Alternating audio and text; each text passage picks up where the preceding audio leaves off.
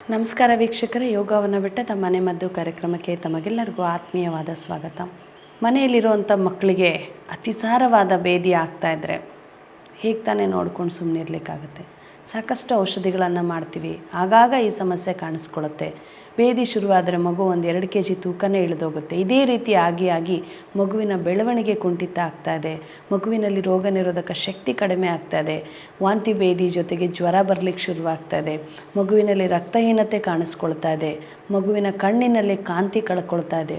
ಈ ರೀತಿ ಸಾಕಷ್ಟು ಮನೆಗಳಲ್ಲಿ ಮಕ್ಕಳ ಬೆಳವಣಿಗೆಯ ಕುಂಠಿತ ಆಗುವಂಥ ಅನೇಕ ರೀತಿಯ ಆರೋಗ್ಯಕರ ಸಮಸ್ಯೆಗಳು ಕಾಡ್ತಾನೆ ಇರುತ್ತೆ. ಈ ಅತಿಸಾರ ಬೇದಿ ಯಾವುದರಿಂದ ಆಗುತ್ತೆ, ಯಾಕೆ ಈ ಸಮಸ್ಯೆಯನ್ನು ನಮ್ಮಿಂದ ತಡೆಗಟ್ಟಲಿಕ್ಕೆ ಸಾಧ್ಯ ಇಲ್ಲ, ಎಲ್ಲಿ ಬದಲಾವಣೆಯನ್ನು ನಾವು ಮಾಡ್ಕೊಳ್ಬೇಕು, ಇದನ್ನು ನೀವು ತಿಳ್ಕೊಂಡ್ರೆ ಮಾತ್ರ ಈ ಸಮಸ್ಯೆ ಮರುಕಳಿಸ್ತಾ ಇರೋ ಹಾಗೆ ನೋಡ್ಕೊಳ್ಬೋದೇ ವಿನಃ ಕೇವಲ ಔಷಧಿಗಳನ್ನು ಹಾಕೋದ್ರಿಂದ ಮಕ್ಕಳ ಬೆಳವಣಿಗೆ ಆಗೋದಿಲ್ಲ. ಸಾಕಷ್ಟು ರಾಸಾಯನಿಕ ಔಷಧಿಗಳನ್ನು ಮಕ್ಕಳಿಗೆ ಕೊಟ್ಟು ಮಕ್ಕಳ ಬೆಳವಣಿಗೆ ಮತ್ತಷ್ಟು ಹಾಳಾಗಲಿಕ್ಕೆ ನಾವೇ ಎಲ್ಲೋ ಒಂದು ಕಡೆ ಕಾರಣ ಆಗ್ತಿದ್ದೀವಿ ಅಂತ ಹೇಳ್ಬೋದು.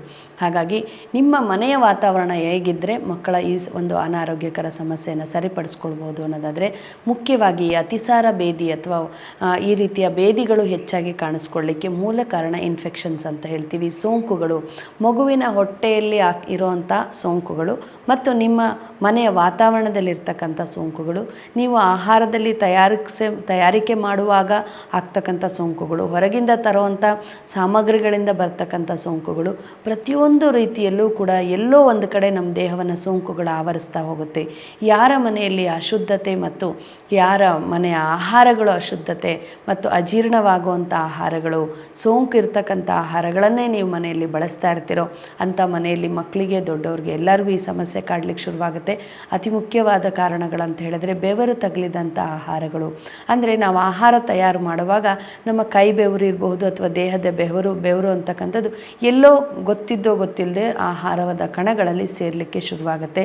ಈ ರೀತಿ ಸ್ವಚ್ಛತೆ ಇಲ್ಲದೆ ಆಹಾರವನ್ನು ತಯಾರು ಮಾಡೋದರಿಂದ ಕೂಡ ಅತಿಸಾರ ಬೇದಿ ಮಕ್ಕಳಿಗೆ ಬಹುಬೇಗ ಕಾಡಲಿಕ್ಕೆ ಶುರುವಾಗುತ್ತೆ.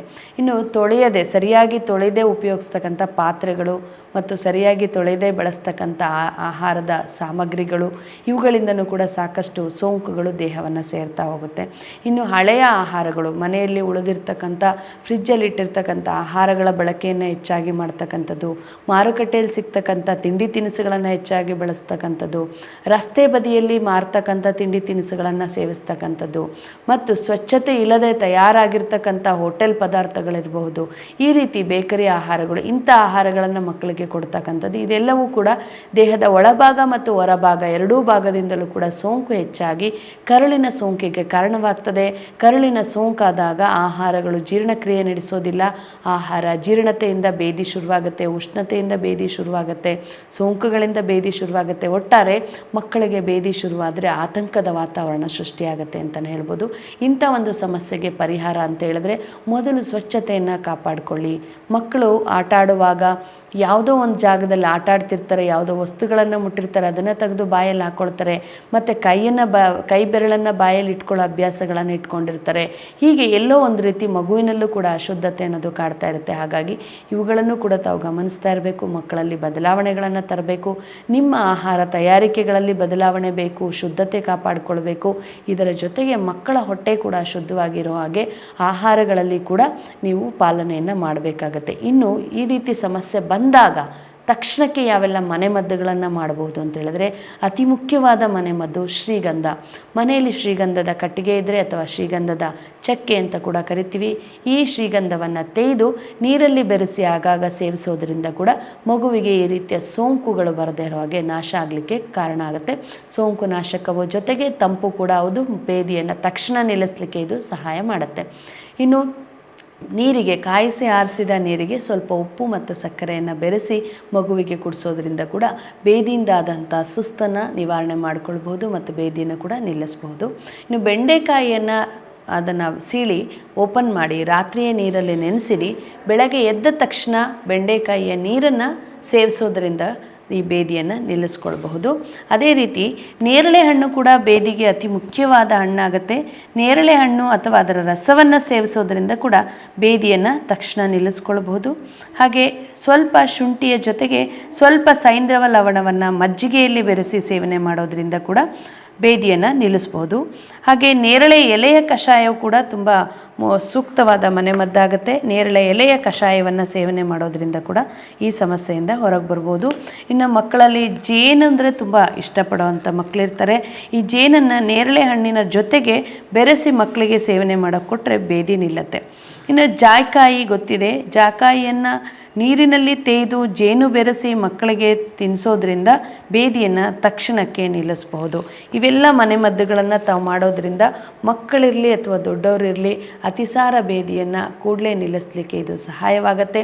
ಈ ರೀತಿ ಆದಾಗ ಸುಸ್ತಾಗ್ತಾ ಇದ್ದರೆ ಕೂಡ ಹಣ್ಣಿನ ರಸಗಳಲ್ಲಿ ದಾಳಿಂಬೆ ಹಣ್ಣಿನ ರಸ ಅತಿ ಮುಖ್ಯವಾದ ರಸವಾಗುತ್ತೆ ಮತ್ತು ಇನ್ನು ಎಳನೀರು ಕೂಡ ತುಂಬ ಮುಖ್ಯವಾದ ಪಾನೀಯವಾಗುತ್ತೆ. ಸುಸ್ತನ್ನು ಕಡಿಮೆ ಮಾಡಲಿಕ್ಕೆ ಸಹಾಯವಾಗುತ್ತೆ. ಅಂಥ ಸಂದರ್ಭಗಳಲ್ಲಿ ಯಾವುದೇ ಕಾರಣಕ್ಕೂ ಖಾರ ಮಸಾಲೆಗಳನ್ನು ಸೇವಿಸಬಾರ್ದು. ಆದಷ್ಟು ಮಜ್ಜಿಗೆ ಮತ್ತು ತಂಪುದಾಯಕವಾದ ಹಣ್ಣಿನ ರಸಗಳನ್ನು ಸೇವನೆ ಮಾಡೋದ್ರಿಂದ ತಕ್ಷಣ ನಿವಾರಣೆ ಮಾಡಿಕೊಳ್ಳಿಕ್ಕೆ ಕೂಡ ಸಹಾಯವಾಗುತ್ತೆ. ಇನ್ನು ದಾಳಿಂಬೆ ಹಣ್ಣಿನ ಎಲೆಗಳು ಕೂಡ ಅತಿ ಮುಖ್ಯವಾದ ಅಂಶವಾಗುತ್ತೆ. ಈ ದಾಳಿಂಬೆ ಹಣ್ಣಿನ ಎಲೆಗಳನ್ನು ಕುದಿಸಿ ಅದರ ರಸವನ್ನು ಕುಡಿಯೋದ್ರಿಂದ ಕೂಡ ಬೇದಿಯನ್ನು ನಿಲ್ಲಿಸ್ಕೊಳ್ಬೋದು. ಇನ್ನು ಇದೇ ರೀತಿ ಸಮಸ್ಯೆ ಅತಿಯಾಗಿದ್ದು ಯಾವುದೇ ಚಿಕಿತ್ಸೆ ಮನೆಮದ್ದುಗಳಲ್ಲೂ ಕೂಡ ಸರಿ ಹೋಗ್ತಾ ಇಲ್ಲ, ಮಗುವಿಗೆ ಸಾಕಷ್ಟು ನಿಶ್ಶಕ್ತಿ ಕಾಡ್ತಾ ಇದೆ ಅಂದರೆ ತಾವು ಆತಂಕ ಪಡೋ ಅವಶ್ಯಕತೆ ಇಲ್ಲ. ಯಾವುದೇ ರೀತಿಯ ಅನಾರೋಗ್ಯಕರ ಸಮಸ್ಯೆಗಳಿದ್ದರೂ ಯೋಗವನ ಬೆಟ್ಟದಲ್ಲಿದೆ ಸೂಕ್ತ ಪರಿಹಾರ. ತಾವು ಭೇಟಿ ಮಾಡ್ಬೋದು, ಚಿಕಿತ್ಸೆಯನ್ನು ಪಡೆದುಕೊಳ್ಬೋದು, ಜೊತೆಗೆ ಉತ್ತಮ ಮಾಹಿತಿ ಮತ್ತು ಅರಿವನ್ನು ಮೂಡಿಸ್ಕೊಳ್ಬಹುದು. ಮನೆಯಲ್ಲಿ ಇನ್ಯಾವುದೇ ಸಮಸ್ಯೆಗಳು ಬರದೇ ಇರೋ ಹಾಗೆ ನೀವು ಹೇಗೆ ಕಾಪಾಡ್ಬೋದು ಅನ್ನೋ ಅರಿವನ್ನು ಕೂಡ ನೀವು ಮೂಡಿಸ್ಕೊಳ್ಬೋದು.